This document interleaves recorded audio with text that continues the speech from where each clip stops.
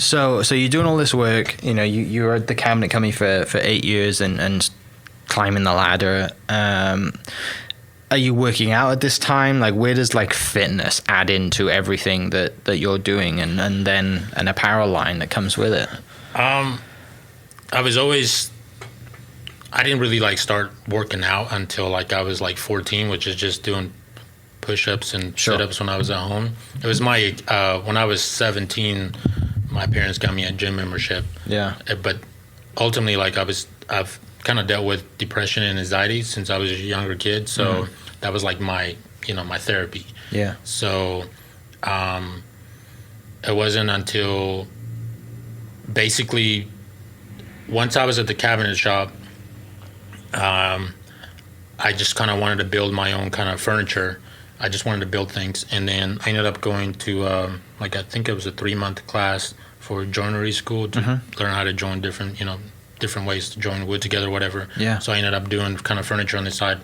My goal at that time was actually to kind of design my own kitchens and my own furniture. So I did furniture that I wanted to, then I just sold it on the market or whatever. Yeah. And then at the time, me and my ex-wife, we had a kid. His name's Kingston. He's 13 years old now. But she wanted to be a stay-at-home mom and wanted to have another child. So I loved what I was doing, but it wasn't enough to be able to afford that. Sure. Because we were both working, to support, each other and our son. And so I pretty much ended up one of the church members where I went to church at the time, when I was younger, he worked in the oil field. He was a manager of an inspection company.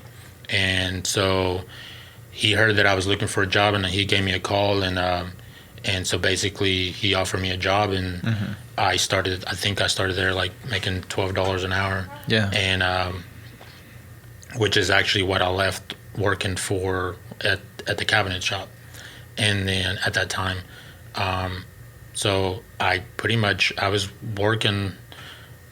In my interview, they just basically told me, like, you don't have any days off. You're on call 24/7. Yeah. I mean, we'll schedule some days off, but it doesn't mean that you'll be off. And if you tell me up front, like, the worst thing to expect, then at that time, I'll make a decision whether that's something that I want to do or not. Right. And then, so I was like, yeah, I'm game. So, I was working a lot, and me and my within that, I think I started that job 2011 in March, but me and my ex-wife, we ended up going through a separation at the end of the year.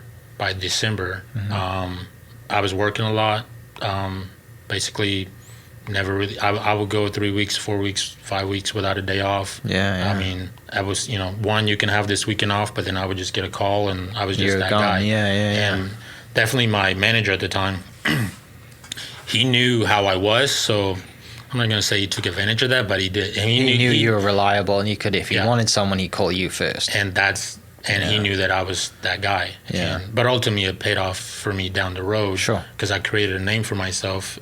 But at the same time, but me and my ex, we got together really young out of high school. So it just, but we ended up getting a divorce, and so I was pretty much I have like primary custody of my son, but so that was definitely a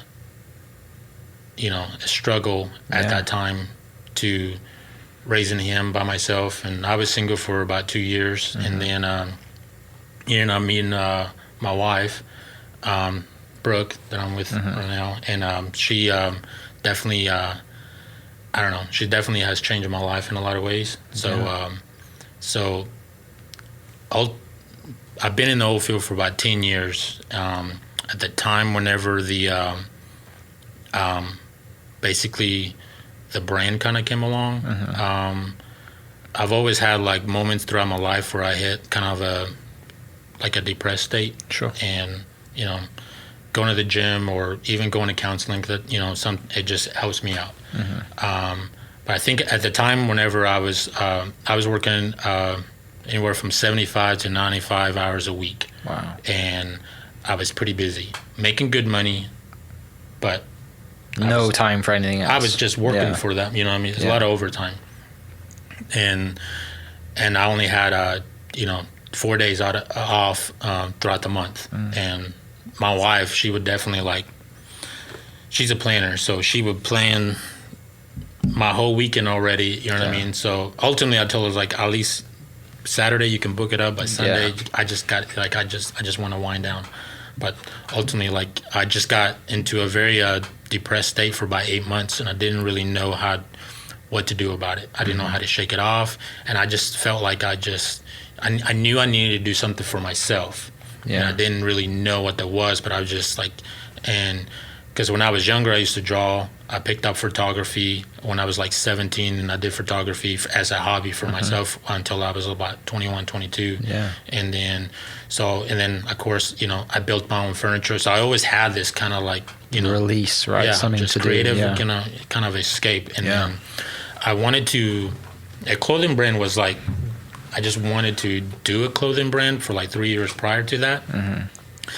But I remember I was praying a lot at that time and just trying to figure out, and I felt like God wanted me to just do something to kind of give back, and I didn't know what that was.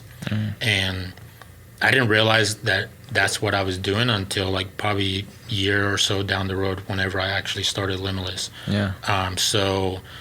I remember I was talking to my wife, telling her that I wanted to do this. I feel like I need, a creative escape. I just, I basically, I'm working a lot, but for someone else, and I'm not, giving myself anything. Yeah. And she was, she just finished, I think she just graduated. She went to occupational therapy, and she just graduated that December, and then of 17, I believe.